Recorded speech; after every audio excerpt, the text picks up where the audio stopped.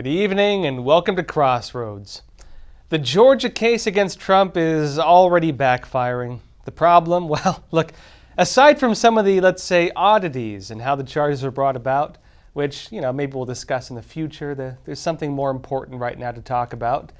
People are actually reading the indictment, and they're finding the case against Trump and 18 others alongside him is taking mundane acts, normal things, and framing them as crimes. Charges were announced yesterday in Fulton County, Georgia, against former President Donald Trump and members of his election integrity team.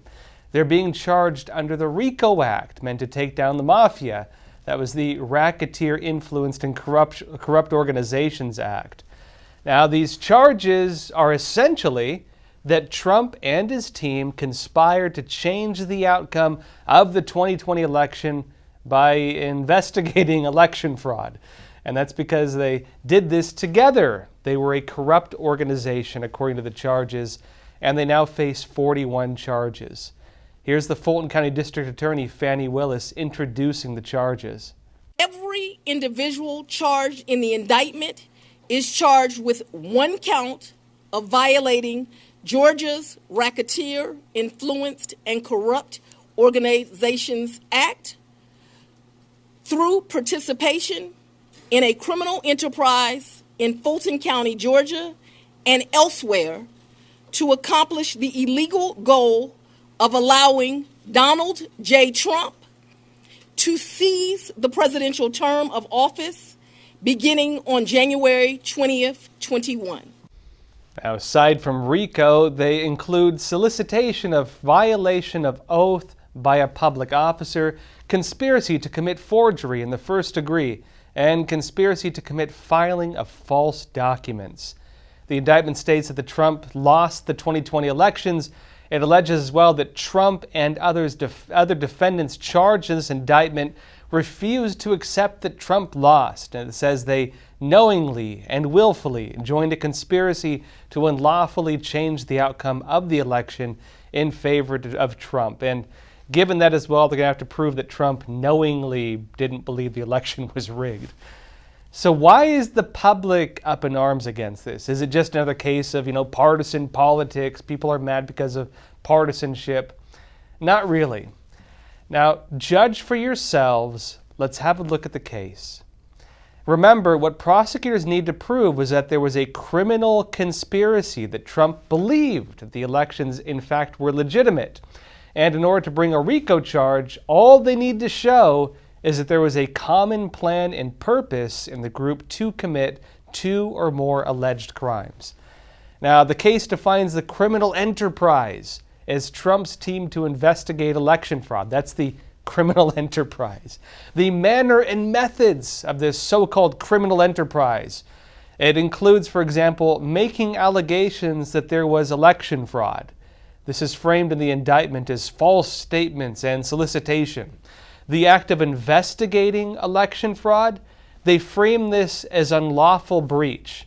The presenting of evidence showing what they found on election fraud, that local officials committed fraud, they frame this as harassment and intimidation. And the efforts they had to appoint dueling electors, the indictments frame that as a crime of using all of this to try to change the election. Now, so what does this look like in practice? Let me show you. The indictment lists 161 acts, which lay out the whole criminal conspiracy. And it frames these as furtherance of the conspiracy. And it's the content of these acts, notably, that has many critics rolling their eyes and shouting about injustice. This includes many acts, for example, of Trump and those around him claiming that election fraud took place in the 2020 elections. Take, for instance, Act 2, where it says that Rudy Giuliani made a private phone call on November 15, 2020, and left an 83-second voicemail. And in the voicemail he made, the indictment says, Giuliani was, quote, making statements concerning fraud in the November 3rd, 2020 election in Fulton County, Georgia. And because he made statements of concerning fraud, the indictment says this telephone call was an overt act in furtherance of the conspiracy. Several other acts are along the same lines as this, actually. Private phone calls, private text messages, public statements where people said there was fraud in the 2020 elections. Truly dastardly. When have politicians and lawyers ever claimed that there was fraud in an election? I mean, certainly not the Democrats in every major election, right? Oh wait, no, they did do that. But back to the point, remember, this is about Trump, not the Democrats who did this every single election, every single major one. Now, when Trump and his team took steps to investigate allegations of election fraud around the country, they framed this as overt furtherance of the conspiracy. In fact, Act 6 says that on November 21 of 2020, Trump sent a text message where he asked for the phone number for members of the legislature in Pennsylvania. That's right. Asking for a phone number is framed as evidence of the furtherance of a conspiracy. And it gets worse. Act 22 says that Trump published a tweet where he said he was watching TV. The charge states in full, I'll read you the entire charge. On or about the third day of December 2020, Donald John Trump caused to be tweeted from the Twitter account at Real Donald Trump. He caused it because he tweeted it. He said this, Georgia hearings now on OANN, amazing.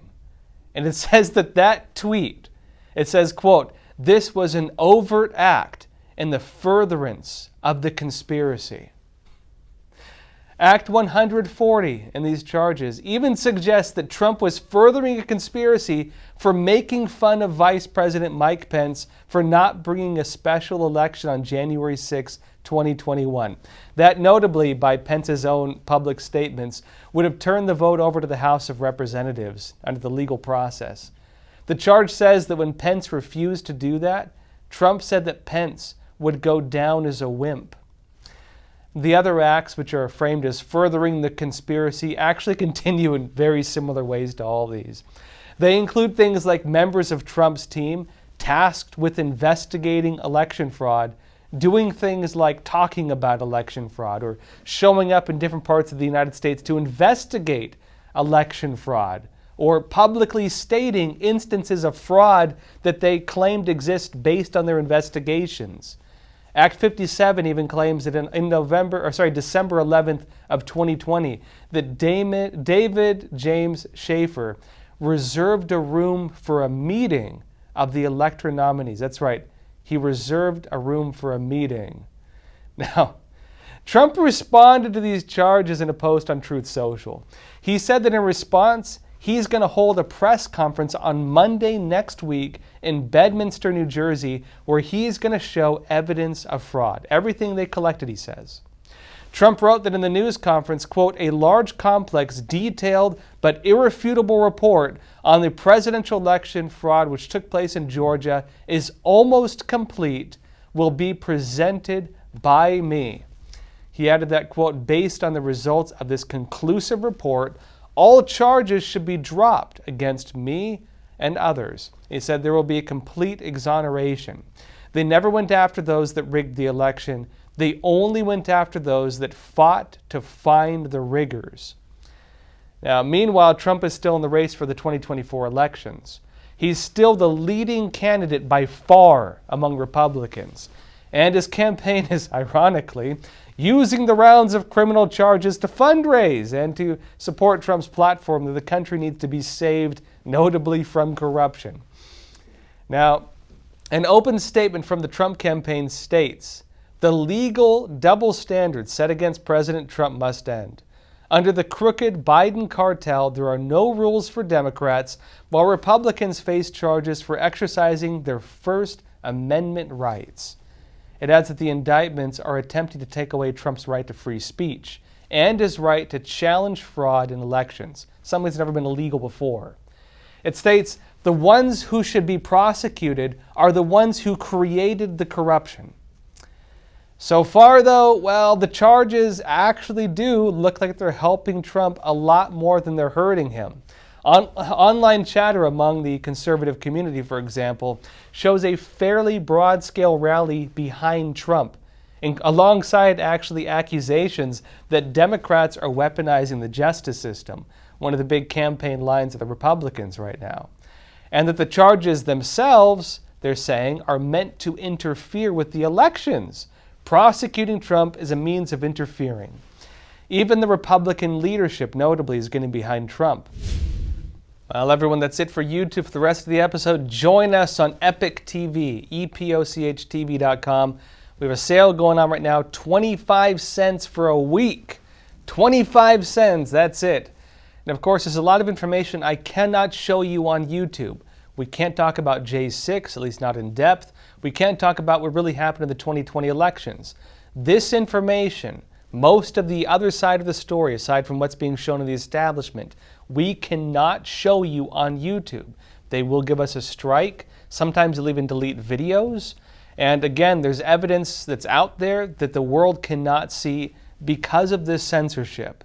If you want to break through the censorship, come over to Epoch TV, epochtv.com, link in the description. Again, 25-cent sale going on right now. Join us over there and I will see you. People from 160 countries illegally cross the U.S.-Mexico border and give themselves up to Border Patrol. But what about the ones who evade Border Patrol? These are known as the gotaways. You can safely assume that anybody that went through the extra effort to avoid U.S. Border Patrol was not an asylum seeker by default. It may not be today, it may not be tomorrow, but somewhere down the road, if somebody rapes and kills somebody, and we find out that they came through here on my watch, that's unacceptable. These men had surrounded my house. They were banging on my back door. They were banging on my front door. You can't understand it unless you're out here seeing it every day. 21 dead bodies on the property. Code 3 response. Is it wrong to ask people to come to your front door of your home? Then why would it be wrong to ask people to come to the front door of our nation? Their primary goal is to circumvent the checkpoints, go undetected. People that do not want to surrender, those are going to be the potential terrorists, the criminals, the real threat to the U.S. We were hoping the federal government would step in and do something, but they didn't. We have no clue who they are or where they're going. That's the scary part.